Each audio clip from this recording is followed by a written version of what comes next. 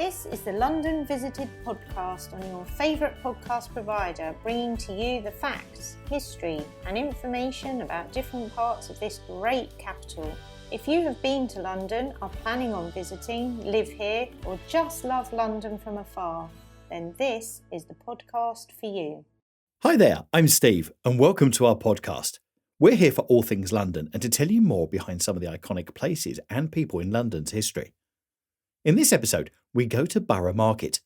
Some argue one of London's best food markets.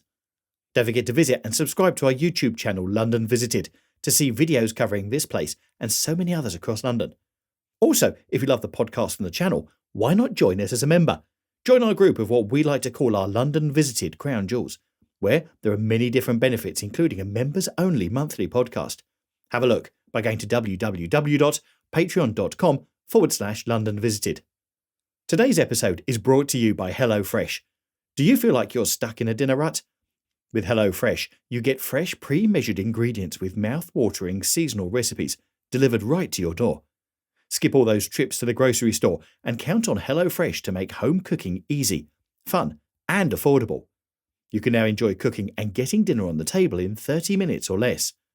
With over 25 recipes to choose from each week, there is something for everyone to enjoy. All recipes are designed and tested by professional chefs and nutritional experts to ensure deliciousness and simplicity, and we thank them for their support. And now to this week's podcast. Borough Market began with a bridge. For hundreds of years, London was a small walled metropolis on the north bank of the Thames. Its southern neighbour, Southwark, was an altogether different place, a frontier settlement where different rules applied, a town of pubs and prostitutes, hawkers and hucksters, craftsmen and criminals. The only link between the two, in fact the only route into the city of London from anywhere south of the river, was London Bridge.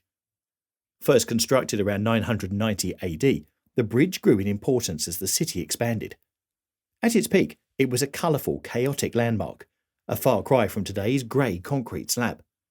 In fact, the word bridge barely does justice to this heaving mass of people, animals and rickety buildings, which was more of a municipality in its own right than a mere river crossing. Imagine a small but lively provincial town, all piled up to heights in a condensed space and elevated on legs. The road we now know as Borough High Street was the vital artery joining London to the ports and the towns of the south. As with any major access route anywhere in the world, the bridge and the road that ran up to it acted like a magnet for people wishing to sell things to travellers, especially after the murder of Thomas A. Becket in 1170 turned Canterbury into a popular pilgrimage site. The presence of such commercial potential kicked off an epic struggle between authorities determined to regulate and tax the market, and hordes of small traders who wanted to make as much money as possible with the least possible interference. This fight continued for centuries, enacted through the rather tedious medium of impenetrable paperwork. For a long time, there were two legitimate marketplaces around Borough. The smaller of these started in the grounds of St Thomas's Hospital, located at the southern entrance to London Bridge. In 1215, following a disastrous fire, the hospital moved to a new location on what is now St Thomas's Street, on land that was then part of the manor of the Archbishop of Canterbury, and the market, which specialised in corn, was transferred to the doors of the new site. This market opened 3 days a week, Wednesday, Friday and Saturday. A larger market selling a wider variety of produce and trading on Wednesdays and Fridays found a home along the busy main highway near the foot of the bridge in an area known as the Guildable Manor, which was administered by the Crown. Both markets caused constant irritation to the authorities across the river by providing stiff competition to the City of London's own traders. In the 1270s, the city forbade its citizens to go to Southwark to buy corn, cattle or other merchandise there. It also banned traders from setting up on the bridge itself and clamped down on regressises who bought bread in Southwark and resold it for a profit in the city. But the city's biggest problem with Southwark wasn't its markets. The vagaries of the legal system at the time meant that any felon committing a crime in London could, in the words of a petition presented to the King in 1327, stealthily flee to Southwark openly, where no bailiff of the city can attach them.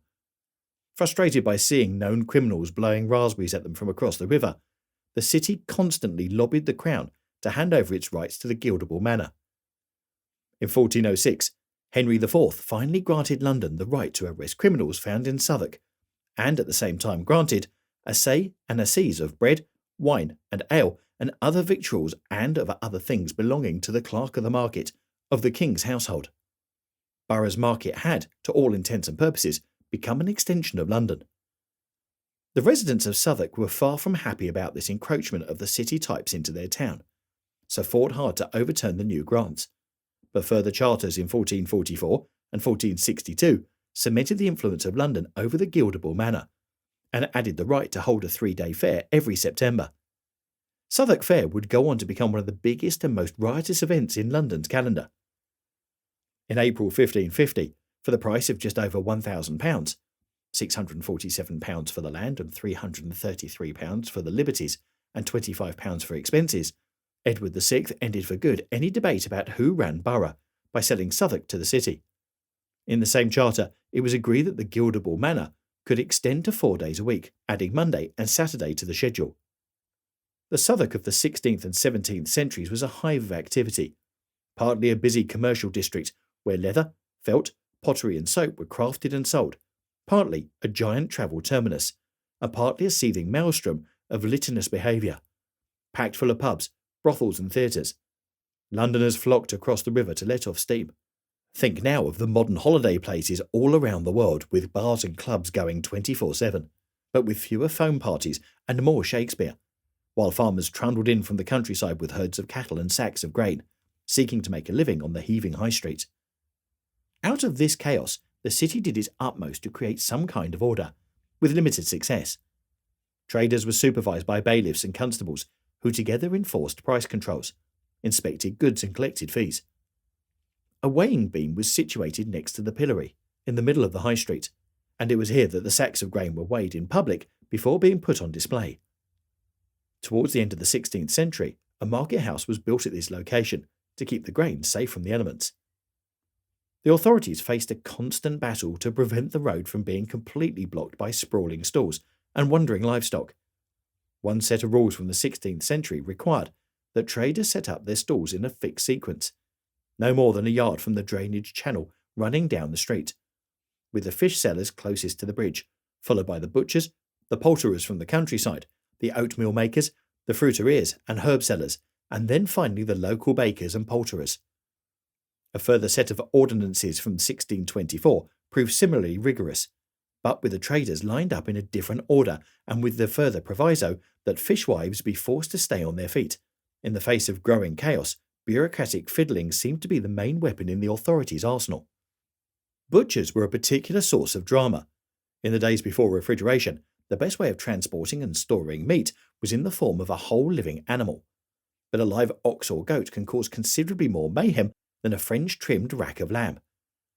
One of the 1624 ordinances attempted to force butchers to stop entering local shops or slaughterhouses with oxen, bullocks or cows that are so wild that they will not enter but run away, as often happened. In 1676, the church wardens of St. Saviour's ordered the construction of a series of posts to keep out the wandering livestock. Unlicensed trading was a huge problem for the sheriffs, with many rogue traders selling bread or fish on the sly outside of the defined marketplaces. Pubs, of which there were vast in number, were some of the worst culprits, causing the city authorities to complain in 1522 that almost every innholder within the said borough keepteth market.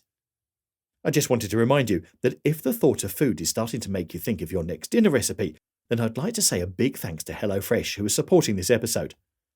There are over 25 recipes to choose from each week, and there is something for everyone to enjoy.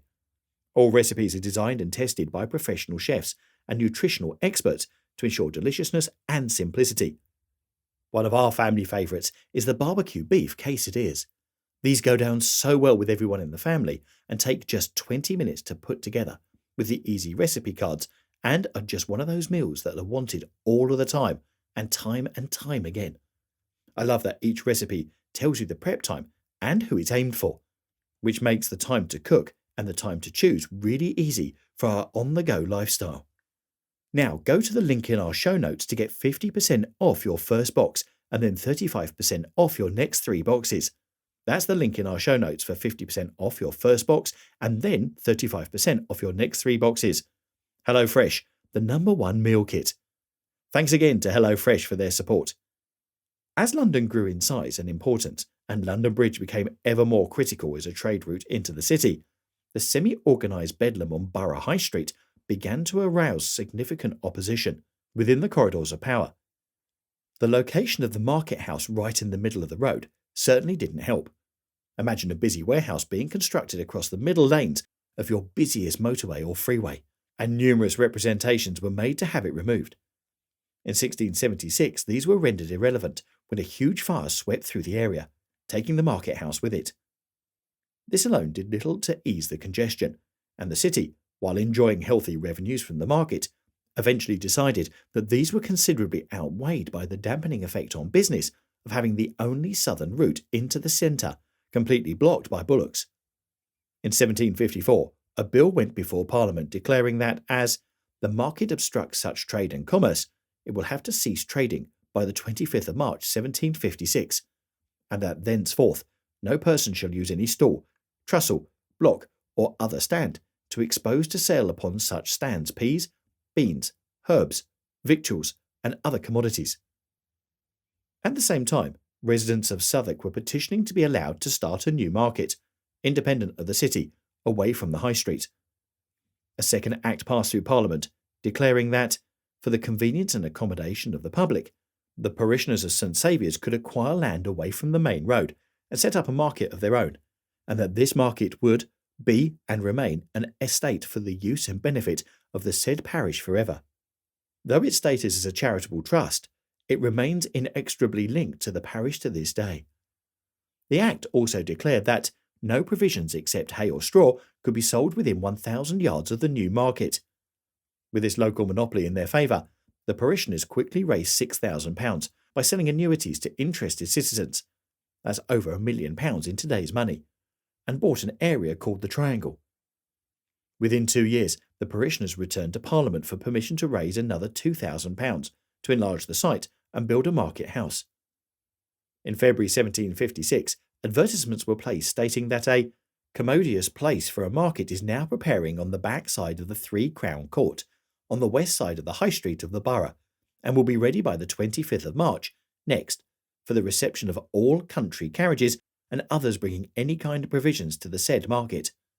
Borough Market, as we now know it, was up and running. For a century or so, the all-new Borough Market remained busy and popular, but, set back from the road, it was essentially fairly parochial in character, selling a large range of everyday produce in relatively small quantities. It was during the 19th century that all this changed, with the market rapidly expanding to become an institution of national significance, devoted solely to the fruit and vegetable wholesale trade. The main engines of this transformation were the urbanisation of South London and the arrival of the railway. As the population boomed, the growing demand for a wholesale market with excellent transport links meant that Borough Market was perfectly placed to benefit. As business flourished, the market took over the land that forms the Green Market, then later bought and demolished the buildings on Winchester Walk to make way for what is now Jubilee Place.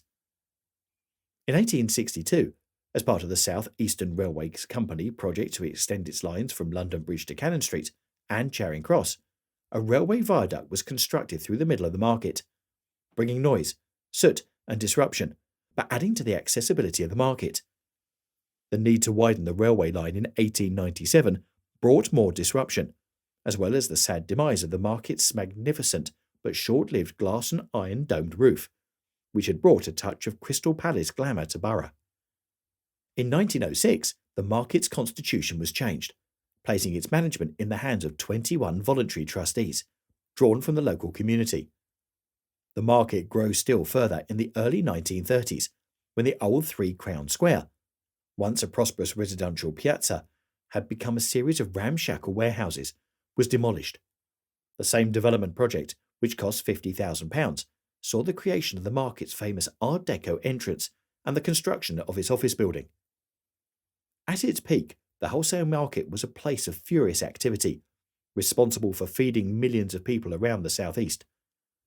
As one 1950s market guidebook put it, one has to only pay an early morning visit to see what a veritable hive of industry such a concentrated area actually is, and what a highly important and essential service is given in order that a vast population served shall have its daily requirements so efficiently met. In 1933, it is estimated that 1.75 million bushels of fruit and vegetables was sold at Borough. In the mid-1930s, 188 pitching stands were let to 81 different wholesale companies in the covered central area of the market, with a further 203 stands in the uncovered periphery, manned by farmers from the home counties.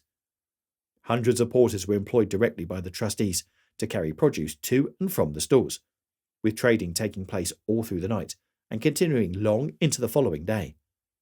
Borough Market's days as a vital wholesale hub were ended in part by the construction of the huge new Covent Garden Market in Vauxhall in the 1970s, but mainly by the relentless growth of the supermarkets which, by killing off independent greengrocers, destroyed the entire ecosystem in which fruit and vegetable wholesaling had thrived. The decline was swift and sad. Borough Market's current incarnation has its roots in the revival of the interest in artisan foods which took shape in the 1990s, when the likes of pioneering food businesses which had moved into the area's empty warehouses joined with fruit and vegetable wholesaler Turnips to host special retail events for the public at their respective premises and around the market. Their instant popularity set a new direction. Though initially reluctant, the market's trustees were eventually persuaded that a specialist retail market could offer a brighter future. Thanks in part to the encouragement of these traders, Henrietta Green was asked to hold a 3-day food lovers fair at the market in November 1998, which gathered together some of the best food producers in Britain as part of the annual Southwark Festival. The event, which was officially opened by the two fat ladies, was a roaring success, with many traders selling out within hours.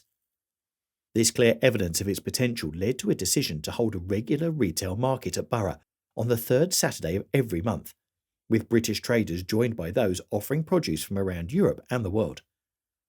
This soon became a weekly affair, its popularity bolstered by the endorsement of just about every chef in the country. In what seemed like the blink of an eye, it was a genuine international institution, probably the most famous food market in the country. It is now open 6 days a week, and its activities have broadened considerably, but that sense of excitement has never dissipated. Many of the traders who started on the market's modern boom are still there, still playing their part in its gradual evolution. The bridge that began it all is still there too, of course, still bringing customers over from the city, thankfully now unencumbered by fear of prosecution for the medieval crime of shopping in Southwark. So I hope you enjoyed our look at Borough Market and its long and interesting history and the changes it's made over the time, and now it's no longer a crime to shop in Southwark. If you'd like to make contact with us or suggest any places you'd like us to feature in future podcasts, you can let me know through our website, www.londonvisited.co.uk, or through our social media. It's that easy. And don't forget, thanks to HelloFresh, you can click on the link down below to get some great discounts. Thanks for listening. Really hope you enjoyed our podcast, and we'll see you soon on the next one. Bye. Thanks for listening, and please don't forget to subscribe to get more shows direct to your device. Also, why not visit our London Visited YouTube channel to get even more of London. Catch you soon on the next one.